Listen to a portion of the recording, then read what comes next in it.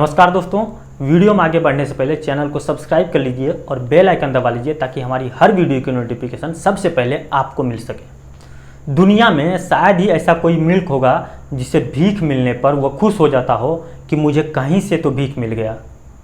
अब पाकिस्तान ही वो ऐसा मुल्क है जिसे भीख मिलने पर खुशी होती है। वो अपने भीख का प्रचार पूरे वर्ल्ड वाइड करता है कि भाई देखो मुझे भीख मिल गया है, $3 बिलियन का भीख मिल गया है, अब उसे हम आपस में बांट लेंगे। और बताया जा रहा है इसी भीख के साथ पाकिस्तान चौथे नंबर पर पहुंच चुका है IMF से लोन लेने के मामले में। मतलब विश्व का चौथा देश बन गया है पाकिस्तान, जिसने IMF से सबसे ज़्यादा लोन लिया है। पाकिस्तान एक बार फिर IMF से $3 बिलियन का कर्जा लेने में कामयाब हो चुका है, लेकिन मुझे नहायत अफसोस के साथ कहना पड़ रहा है कि पाकिस्तान IMF से कर्जा लेने वाला चौथा बड़ा मुल्क बन चुका है। पाकिस्तान IMF का चौथा बड़ा मकरूज बन चुका है। अब पाकिस्तान पर IMF का 10 बिलियन से भी ज़्यादा का कर्जा है, लेकिन पाकिस्तान ये कर्जा उतारेगा किस तरह? कहा जा रहा है कि अब पाकिस्तान और पाकिस्तान के असासे बिकना शुरू हो जाएंगे, क्योंकि IMF ने बड़ी ही सख्त शराइत पर पाकिस्तान को ये कर्जा दिया है। इस भीख मिलने के बाद पूरे पाकिस्तान में मिठाइयाँ बांटी गई कि अब हमारी इकोनॉमी बच जाएगी, हम फिर से अच्छे से खाना खा पाएंगे। लेकिन उन जिहादियों को भी नहीं पता कि उनसे बड़े जिहादी सत्ता में बैठे हुए हैं और वो सारी मलाई चट कर जाएंगे। जो भी पैसा आएगा उसे बांट कर आपस में बांट लिया जाएगा। कोई यूके में अपना फ्लैट खरीदेगा, कोई यूके में अपनी ज़मीन खरीदेगा, तो कोई बिल्डिंग खरीदेगा, कोई USA में जाकर सेट होगा, तो कोई दुबई में जाकर सेटल हो जाएगा, मतलब पैसे मिलने के बाद भी। लेकिन IMF ने भी इस बार चालाकी कर दी कि वो एक साथ सारे पैसे नहीं देगा, वह किस्तों में पैसे देगा। अब इनके साथ परेशानी ये है कि अगर किस्तों में पैसे मिलेंगे तो इनको भी किस्तों में ही हिस्सा लगाना पड़ेगा।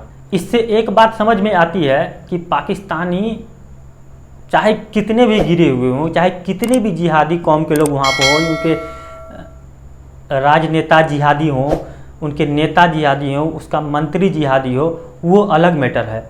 लेकिन ये भीख मांगने में सबसे बड़े एक्सपर्ट हैं, या अपनी ऐसी दुर्दशा दिखाते हैं सामने वालों को कि उसको रहम खाकर भीख देनी ही पड़ती है।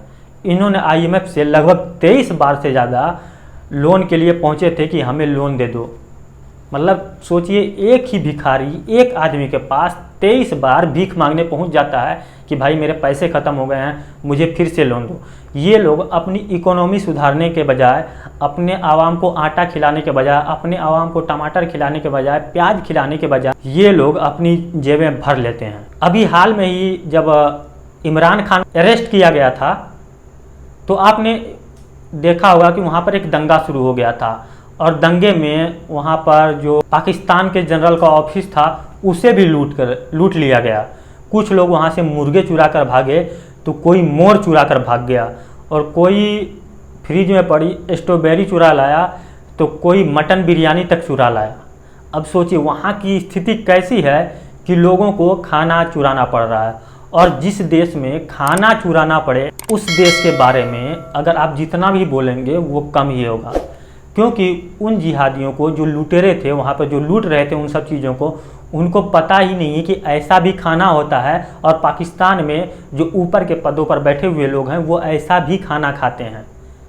उन्होंने ऐसा खाना कभी नहीं खाया, क्योंकि वो आम पब्लिक थी। आम पब्लिक को तो चूसा हुआ आम दिया जाता था वहाँ पर, तो आम पब्लिक चूसा हुआ आम चूस कर ही उनको लगता था कि यही बहुत है। लेकिन उसने आर्मी जनरल के घर पर हमला बोल दिया, और वहाँ से पता चला कि पाकिस्तान में ऐसी भी चीज़ें हैं जो आम आदमी के औकात से बाहर है। वह सिर्फ जो उनके सत्ता में बैठे हुए लोग हैं या आर्मी में जो लोग बैठे हुए हैं उनके लिए है। हालांकि उसका स्वाद आम नागरिकों ने भी चखा कि आखिर जनरल लोग या पाकिस्तान के मंत्री लोग कैसा खाना खाते हैं। वहीं दूसरी तरफ फ्रांस में बताया जा रहा है कि अभी तक दंगे पर कंट्रोल नहीं हुआ है, वहाँ पर छीट फूट दंगा हो रहा है। हालांकि भारी मात्रा में वहाँ पर पुलिस बल तैनात कर दिया गया है। बताया जा रहा है कि रोड पर टैंक को घुमाया जा रहा है, और जो भी जिहादी पकड़ा जा रहा है, इस्लामिक जिहादी, उसे पकड़कर बहुत ही कूटा और जमकर पिलाई की जा रही है फ्रांस की पुलिस के द्वारा। और यह एक सराहनीय कदम है। अब फ्रांस को भी समझ में आने लगा है कि ये इस्लामिक कट्टरपंथी ऐसे नहीं सुनने वाले हैं।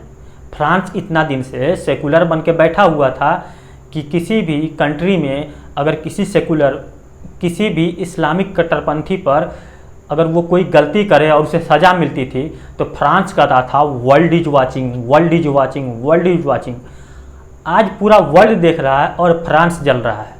शायद फ्रांस इस घटना के बाद उसे सीख मिले कि उसे जिहादियों के साथ कैसा व्यवहार करना चाहिए।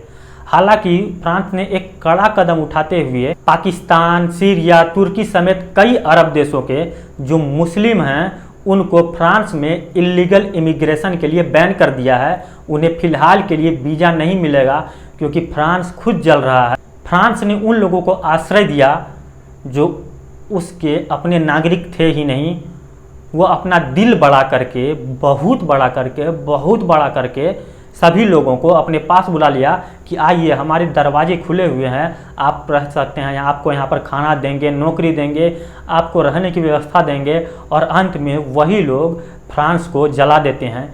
तो शायद फ्रांस के लोग इस घटना से सीख लेंगे और आगे ऐसा ना हो, वो इसके लिए भी तैयार रहेंगे। फ्रांस ने भले ही अरब कंट्री, तुर्की, पाकिस्तान, इन लोगों के वीज़े बैन कर दिए हैं, लेकिन भारतीय जिहादियों के वीज़े अभी भी खुले हुए हैं। भारतीय जिहादी वहां पहुंचकर रुक सकते हैं, रह सकते हैं और वहां पर अपना तांडव मचा सकते हैं। हालांकि फ्रांस ने यह भी कहा है कि जो भारतीय बच्चे पढ़ने के लिए फ्रांस आए हुए हैं उनके ऊपर इस राइट्स का कोई असर नहीं पड़ेगा। और यह एक सराहनीय कदम है जो इंडियन से बच्चे गए हुए हैं पढ़ने के लिए, उन्हें प्रोटेक्ट करने की जिम्मेवारी फ्रांस की है और फ्रांस ने वो जिम्मेवारी ली है। सबको पता है कि फ्रांस का माहौल अभी भी सामान्य नहीं हुआ है, लेकिन भारत के प्रधानमंत्री फ्रांस दौरे पर 13 जुलाई और 14 जुलाई को पहुंचने वाले हैं। वहां पर भारत के प्रधानमंत्री का 2 दिवसीय का दौरा होगा। उसमें पहले दिन वो इमैनुअल मैक्रोन से मिलेंगे और बताया जा रहा है कि फ्रांस के दौरे के दौरान बहुत सारे रक्षा समझौता दोनों देशों के बीच होगा। शायद यही वजह है जब भारत के प्रधानमंत्री वहां पहुंच रहे हैं तो वहां पर सुरक्षा बहुत बढ़ा दी गई है। भारत के प्रधानमंत्री फ्रांस के पेरिस में अपना दौरा करेंगे, इसलिए पेरिस की सुरक्षा और ज़्यादा बढ़ाई गई है क्योंकि एक बहुत बड़े देश का प्रधान सेवक फ्रांस पहुंच रहा है रक्षा समझौते के लिए। सूत्र ये भी बताते हैं कि भारत के जो प्रधानमंत्री नरेंद्र मोदी फ्रांस जा रहे हैं उसमें 26 राफेल एम के डील भी हो सकते हैं जो इंडियन नेवी के लिए बहुत ही कारगर साबित होगी और उनका दमखम बढ़ाएगा। अब तो जब प्रधानमंत्री मोदी वहां पर पहुंचेंगे तब पता चलेगा कि दोनों देश के द्विपक्षीय समझौते में क्या क्या डील हुई है, क्या क्या सामान हम उनको देंगे या उनसे लेंगे। अब हम एक और मुद्दे की तरफ आते हैं जहां पर शांति अपना शांति का परचम लहराते हुए दिखाई देते हैं। पहले ये वीडियो देखिए, फिर उसका शांति संदेश सुनिए, फिर आप विचार कीजिए। अगर कोई हिंदू लड़की तुम्हारे जाल में नहीं फंसती है, वो अपना दिमाग लगा लेती है। वैसे तो हिंदू लड़कियों में दिमाग होता नहीं है, पर अगर ऐसा कुछ होता है तो तुम हाथ में कलवा बांध दो, माथे पे तिलक लगाओ और रुद्राक्ष पहनो, बस तुम्हारा काम हो गया। और तुम्हारी बहनों की जो हिंदू दोस्त हैं उनसे मिलो, उनसे अपनी बातें आगे बढ़ाओ और इस बात को आगे लेकर जाओ। अगर तुम ऐसा करने में सफल हो जाते हो तो तुम्हें कमाने की जरूरत नहीं है, इसका पैसा तुम्हें हम देंगे। हर हिंदू लड़की की जात के हिसाब से तुम्हें हम पैसा देंगे, ठीक है बच्चों। आपने देखा कि वीडियो में स्पेशल ट्रेनिंग दी जा रही है। स्पेशल ट्रेनिंग किस चीज़ की? कि कैसे हिंदू लड़कियों को फंसाया जाए, कैसे उन्हें इस्लाम में कन्वर्ट किया जाए। अगर वो ये बात नहीं मानती हैं तो उन्हें मार दिया जाए। उन्हें फंसाने के अलग अलग तरीके बता रहे हैं कि तुम कलावा पहनो, तुम माथे पर तिलक लगाओ, मालाएं पहनो, रुद्राक्ष पहनो और उसे दिखाओ कि तुम हिंदू हो और उसने अपने जाल में फंसाओ। भारत में देखा गया है कि जिहादी ज़्यादातर लड़कियों को टारगेट करते हैं, लड़के बहुत कम मात्रा में टारगेट होते हैं जिहादियों के। आपने बहुत कम लड़कों को सुना होगा कि उन्होंने अपना कन्वर्जन करा लिया या इस्लाम कबूल कर लिया। लेकिन आपने देखा होगा, हर दिन आप नए केस पढ़ते हैं, हर दिन आप न्यूज़ देखते हैं, आपको पता होगा कि पहले हिंदू लड़कियों को हिंदू बनकर फंसाया जाता है और बाद में उसे अपनी सच्चाई बताई जाती है या उससे शादी करने के बाद यह बताया जाता है कि कोई अब्दुल रमेश बनकर घूम रहा है और बाद में वह सच्चाई कायम होती है। तब तक उस लड़की की, उस हिंदू युवती की ज़िंदगी बर्बाद हो चुकी होती है। उसके पास कोई चॉइस नहीं होता और वह इन जिहादियों के चंगुल में फंस जाती है। और उसके बाद आप देखते हैं कि किस तरह की घटनाएं होती है। मैं बार बार आपको श्रद्धा वालकर हत्याकांड के बारे में याद दिलाता हूँ। अभी रिसेंट में साक्षी हत्याकांड हुआ, उसके बारे में निकिता तोमर है, न जाने इतने कई हत्याकांड जो सिर्फ इस्लामिक कट्टरपंथियों के द्वारा किया गया है। और ये सब वीडियो उन लोगों को भी भेजा जाता है। उनका एक ट्रेनिंग का एक इकोसिस्टम है कि इन लड़कियों को फंसाओ, आपको हम पैसे पे करेंगे, अगर आपके साथ कोई कानूनी लोचा होता है तो उसके खिलाफ हम कोर्ट तक में केस करेंगे और कोर्ट हमारी बात सुनेगा ही, क्योंकि कोर्ट में न्यायपालिका एक अलग ही एजेंडे पर काम कर रही है।